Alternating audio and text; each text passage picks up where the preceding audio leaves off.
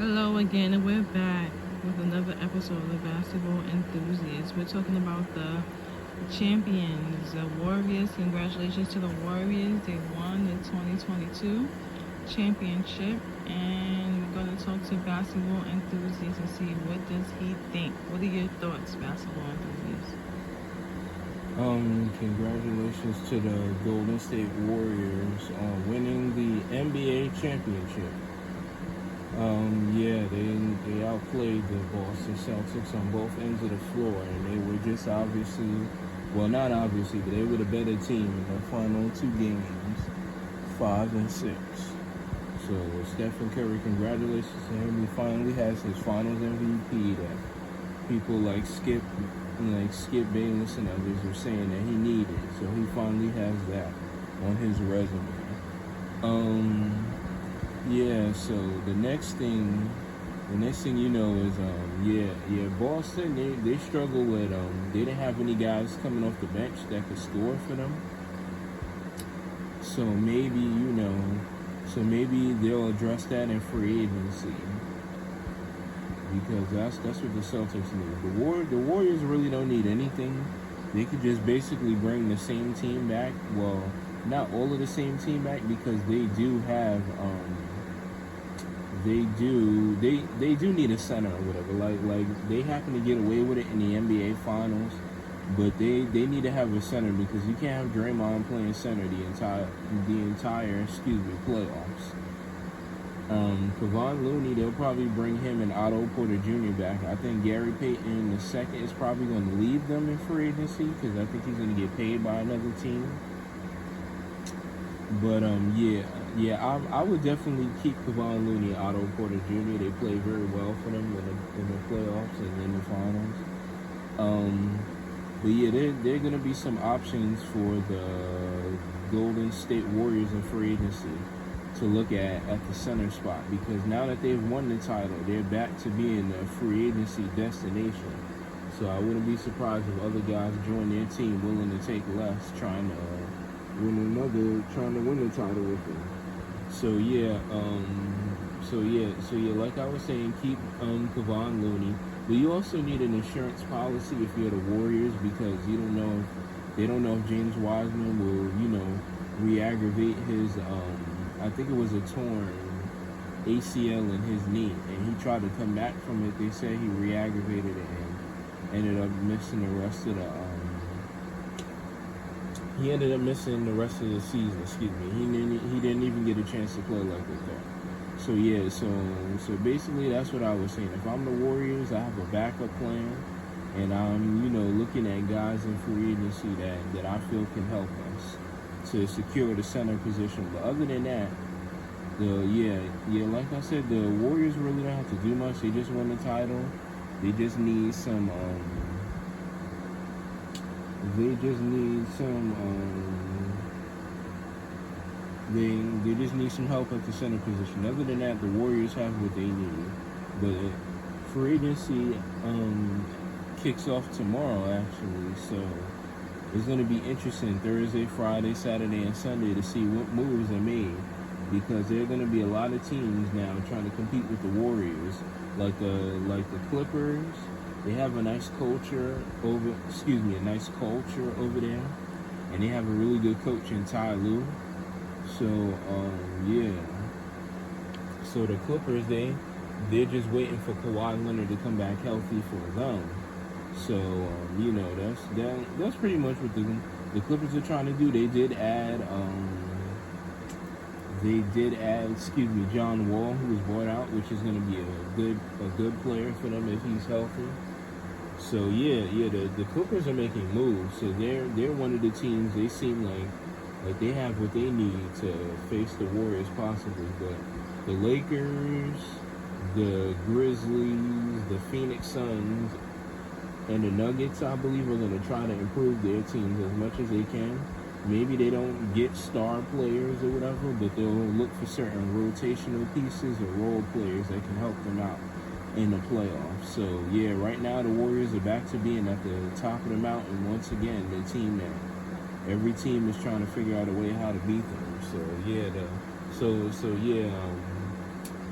Vegas actually has the Warriors and the Clippers tied for 1 and 2 in West to win the Western Conference next year. So the West, as I was saying, is going to get a lot tougher next year. So it's going to be interesting. The word I use is it's going to be a gauntlet. So there's going to be a lot of tough teams for the Warriors to face, and it'll be interesting to see if they get back to the finals. Okay, and what about the East? The Eastern Conference is the Eastern Conference. When I look at the East, I think of the Bucks, Giannis's team, and the Bucks I think of, and the Boston Celtics. The third, 4, and 5 spots are up in the air, or up for debate, because either the Nets, 76ers, or Heat could grab one of those spots in the East.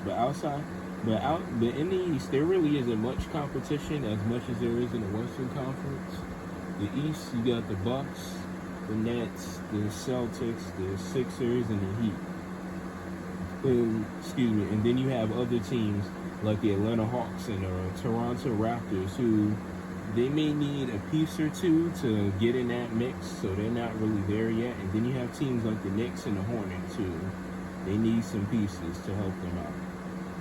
The Hornets, actually, like I was saying, they need help at the center position, because if I was the Hornets, I would try to keep Montrezl Harrell if I can, because he did play pretty well for them, but he's kind of an undersent. Montrezl Harrell is more of a power forward, but he plays center at certain times. So the Charlotte Hornets, they need some size. So they're another team like the Golden State Warriors. The Warriors have one center in Kevon Looney, but they need another one with some size who can help them out. But the Charlotte Hornets, they definitely could use one, and there will be some centers available. You got guys like DeMarcus Cousins, who could possibly help the Hornets or the Lakers, or any one of those teams out. You have guys like Yusuf Nurkic from the Portland Trailblazers.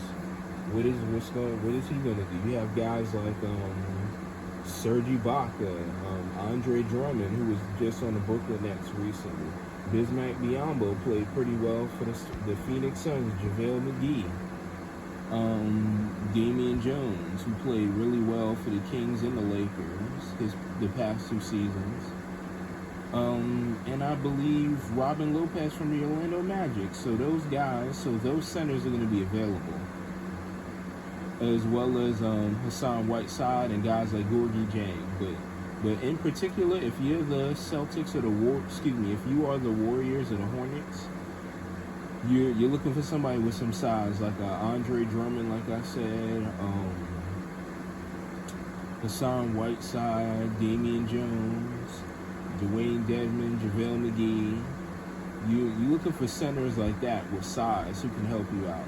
Nicholas Claxton from the Brooklyn Nets, he's going to be available. So you're looking for either young or centers who have a lot of height to them, who can either block shots for you or they can shoot the three. So like a guy like Dwayne Dedmon, if you're the Warriors or the Hornets, he can shoot the three a little bit, and he's a pretty good defender. So he's somebody who can help their team out. Or if you just strictly want a shot blocker, you go with Hassan Whiteside. He's a good rebounder. He's a good shot blocker, especially especially if he takes a veteran minimum deal. He could be a really good player for you if he's either one of those teams. Serge Ibaka isn't the athletic defender he once was, but he can still play defense a little bit and shoot the three.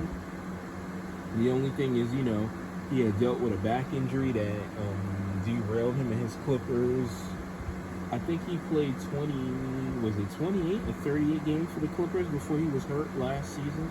So outside of that, Serge Ibaka can block shots for you, you can rebound. Obviously, people, they know what JaVale McGee is capable of. 3-time champion. 2 with the Warriors, 1 with the Lakers. He's a good shot blocker and a rebounder. So people know what they'll get if they sign JaVale McGee. Tristan Thompson's another one of my favorites, like Montrezl Harrell. He's a guy who brings toughness. and he rebounds for you. The only problem is, like I say, with Montrez and Tristan are they're undersized. So when you have to go up against somebody like a Joel Embiid or Rudy Gobert, they really can't do much with them because those guys are just too much taller than they are. So they will struggle on the defensive end of the ball trying to guard them. But there's going to be another young center available who is very underrated. He played pretty well for the Clippers, and his name is Isaiah Hartenstein. He's another young center. So if you're the Hornets and you're looking for a young center, you don't want somebody like, the age of like a Dwight Howard or JaVale McGee. If you're looking for somebody young like the Hornets or the Warriors, Isaiah Hartenstein might be, or if you're the Lakers, Isaiah Hartenstein might be the guy to go. He might be a guy that you look at, like I said. Isaiah Hartenstein, Moses Brown, who played for the Cavaliers, Damian Jones. Those are three young athletic centers who can block shots and rebound for you. So if you're looking for youth, those are the guys you look at. But yeah, if you're looking for experienced centers, like I said, Dwight Howard, he's available. Andre Drummond, Whiteside, DeMarcus Cousins, Serge Ibaka, Dwayne Dedmon, and Tristan Thompson. Those are the experienced guys. But you're looking for young guys, like I said, with youth and some legs that can help you. Damian Jones. Once again, Damian Jones, Isaiah Hartenstein, and Moses Brown are the guys that you look at. All right, so that'll be it for today. Thank you for joining us once again. Like or subscribe, or like and subscribe if you can. Thank you for joining us. Have a great day.